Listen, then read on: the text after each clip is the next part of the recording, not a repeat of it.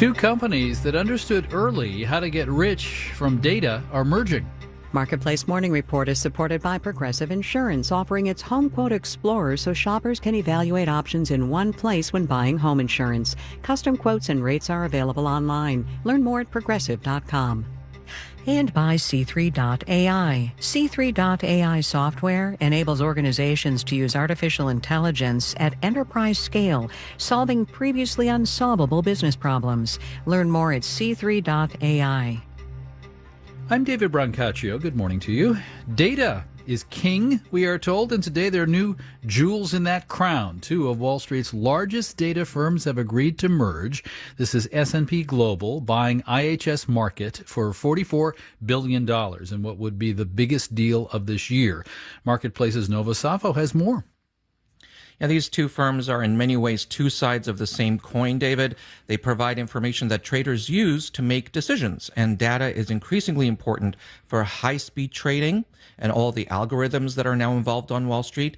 And I was struck personally by how many times in their announcement these companies used the term increasing scale. So this is about getting bigger and combining the data sets from both companies all in one place. Of course, they'll need to get regulatory approval first, and they don't expect the deal to close until the second half of next year. And S&P Global's subsidiary manages the famed S&P 500 index, which we mention, I think, every day because it helps us, in a way, get a sense of the overall health of the U.S. stock market, and lots of people own that index. What else do each of these companies do? Well, S&P Global also does things like issue credit ratings for governments and corporations that want to sell bonds. They track companies for sustainable investing also. And IHS Markit provides data on various capital-intensive industries such as the auto industry, agribusiness, oil and gas. It also runs a cloud-based data platform called Data Lake, aptly called Data Lake. The companies say combined they'll be focused on more high-growth areas of the data world, and the new business will invest more than $1 billion a year in technology. In new technology. All right. Marketplace's Nova Safo, thank you very much. Standard & Poor's was founded in 1860. Market with an I as its final vowel was started in 2003 to price credit default swaps. Those are complex financial instruments that blew up in the great financial collapse of 2008. IHS Markit is right now up 7% in pre-market trading. Actually, S&P Global also up about 0.4% pre-market. Zoom, reports its quarterly results later today. The company's been on a roll, but a coronavirus vaccine may not be good to Zoom. Marketplace's Mitchell Hartman reports. Full disclosure, I did the interviews for this story on Zoom after a Marketplace news meeting on Zoom. The entire world is sort of doing everything on Zoom. I mean, it's become one of those verbs like Kleenex or Zamboni or Xerox. Dan Romanoff covers technology at Morningstar, and he says at the start of the pandemic, as sheltering in place and working from home took hold, Zoom's video conferencing app took off. The company's sales and stock have soared. He says many companies plan to let their workers keep working remotely after the pandemic. I don't think we're going to go back to everyone going to the office. Still, Zoom could face headwinds once COVID restrictions on work and social life are eased, says Scott Kessler at Third Bridge. How sustainable is the momentum as the world hopefully normalizes? When good news on COVID vaccines drives drug company stocks up, it tends to drag stock in Zoom and other remote communication companies down. I'm Mitchell Hartman for Marketplace.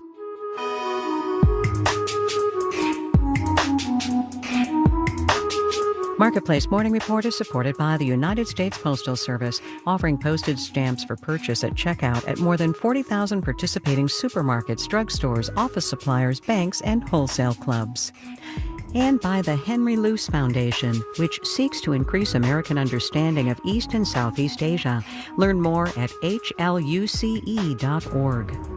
And by WeWork, committed to working in new ways, focusing on health and safety, flexible terms with purposefully designed spaces. More at WeWork.com/tomorrow. It's, I think, 51 days, if I'm counting right, till the presidential inauguration with COVID-19 raging. The Biden-Harris team has laid out an ambitious response to pandemic. Marketplace's Kimberly Adams has more from Washington on what it would take to put this into action. Now that the Biden team has access to transition resources from the federal government, they're laying the groundwork for rolling out a variety of new initiatives to respond to the pandemic. Diane Heath, a professor of government and politics at St. John's University, says there's a lot Biden can do from day one. Because so much of it is really about coordination and changing the communication and the messaging around the COVID response. The Biden-Harris team has already started to work on the messaging part, with meetings and press conferences and panels with healthcare workers. Once in office, first on the agenda will likely be a series of executive orders. On everything from interstate travel, how data can be reported and provided openly so that everyone can see it. Tom Frieden is a physician and former director of the Center for Disease Control. He's now president of Resolve to Save Lives, a group focused on preventing epidemics. He says for smaller initiatives like setting up task forces and data coordination, there are usually small amounts of money in different accounts that can be scraped up, as is said, and used, but it's nothing close to what's needed. And the federal government's power to address every aspect of the pandemic is limited. Joel Zinberg is a physician and a senior fellow at the Competitive Enterprise Institute. Most of the direct actions are going to have to take place at the state and local level. Even at the federal level, Biden will need Congress on board to fund proposals like doubling the number of drive-through testing sites and creating a public health job corps. Laura Blessing is a senior fellow at the Government Affairs Institute at Georgetown University. The simple way of looking at this is that anything on Biden's list that requires funding requires Congress. And who wields political control in that branch of government is still being sorted out. In Washington, I'm Kimberly Adams for Marketplace. And there's news this morning that Moderna will apply today for emergency approval for its coronavirus vaccine. This would be the second one after Pfizer-BioNTech applied the other day. Moderna now reports 94% effectiveness and that it works equally regardless of gender, age, and race. Moderna stock is up 14% pre-market now.